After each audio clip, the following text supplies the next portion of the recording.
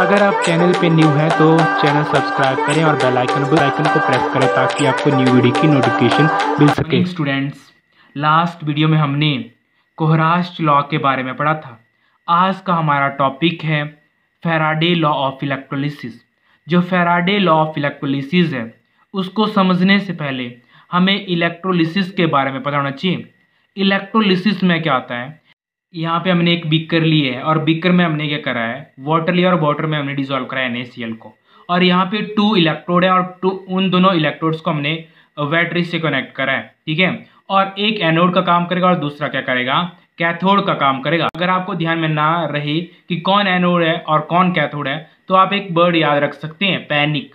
Panic से मतलब, panic का मतलब है जो P का मतलब है positive, positive act as anode, और N का मतलब है कि नेगेटिव, जो नेगेटिव है वो एक्ट एज अ कैथोड का काम करेगा। और यहाँ पे क्या होगा, जैसे जो NaCl सॉल्यूशन है वो किस तरह से ब्रेक डाउन होगा Na पॉजिटिव और Cl नेगेटिव आयंस में।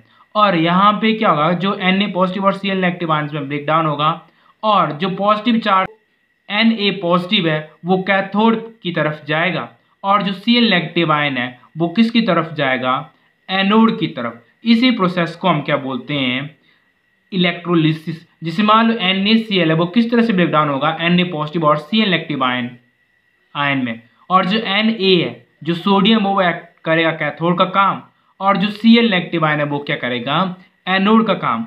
और जो सोडियम पे क्या होगी, रिडक्शन, और जो क्लोरीन है उस पे क्या होगी, ऑक्सीडेशन। अब हम डिस्कस करते हैं जो फैराडे लॉ ऑफ इलेक्ट्रोलिसिस, जो हमारा मेन टॉपिक है। फैराडे लॉ ऑफ इलेक्ट्रोलिसिस में 2 लॉज हैं। तो फर्स्टली हम फर्स्ट लॉ डिस्कस करेंगे, फैराडे फर्स्ट लॉ। तो फैराडे फर्स्ट लॉ में क्या होता है, the mass of substance deposit और लिबरेटेड। जो मास ऑफ सब्सटेंस है वो डिपोजिट होगा या लिबरेट होगा any electrode during electrolysis.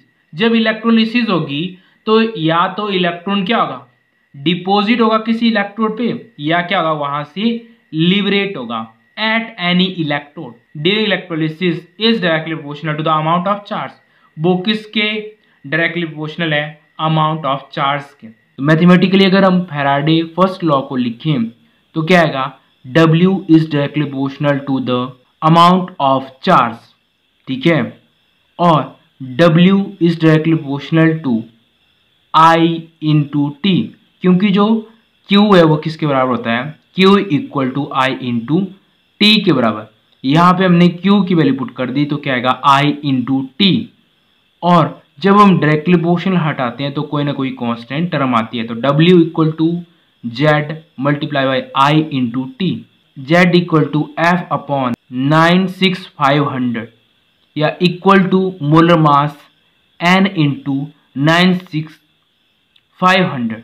W क्या है यहाँ पे, W है mass of a substance deposit oblique liberated. Z equal to electrochemical equivalent, और I क्या है, करंट, और T क्या है, टाइम।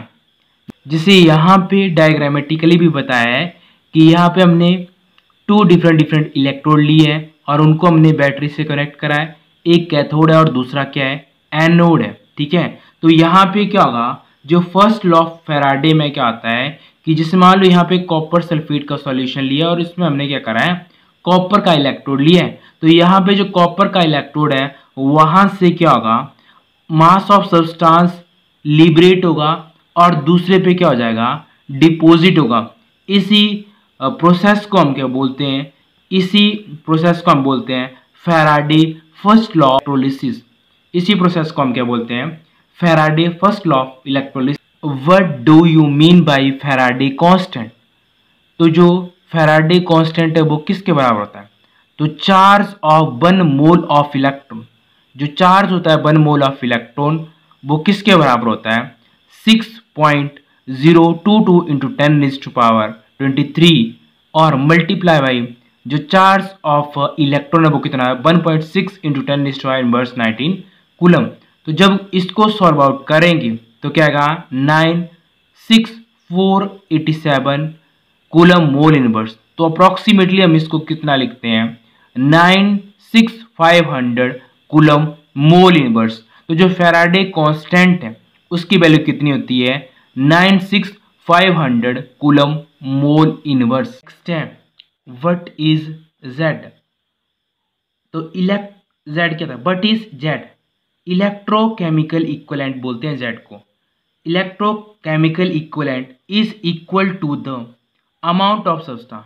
जो इलेक्ट्रोकेमिकल इक्विवेलेंट है वो किसके इक्वल होता है, is equal to the amount of substance deposit और लिबरेटेड एट इलेक्ट्रोड, कि कितना अमाउंट ऑफ सब्सटेंस डिपोजिट हो रहा है या लिबरेट हो रहा है कहाँ पे, इलेक्ट्रोड पे। When 1 ampere of current is pass, जब 1 एम्पियर करंट हम क्या कर रहे हैं, पास करवा रहे हैं, for 1 second is known as electrochemical equivalent. तो उसी को हम क्या बोलते हैं, इलेक्ट्रोकेमिकल इक्विवेलेंट बोलते हैं। नेक्स्ट है Faraday second law. Faraday second law में क्या है, हमने यहाँ पे 2 बीकर हैं, एक बीकर में हमने AgNO3 सॉल्यूशन लिया और दूसरे में क्या करा है, जिंक सल्फेट सॉल्यूशन। तो यहाँ पे जो इलेक्ट्रोड्स हैं वो कनेक्ट कर रहे हैं सीरीज में। यहाँ पे जो इलेक्ट्रोड है उसको बैटरी से कनेक्ट करा है। तो यहाँ पे AgNO3 सॉल्यूशन है और यहाँ पे क्या है, जिंक सल्फेट सॉल्यूशन है।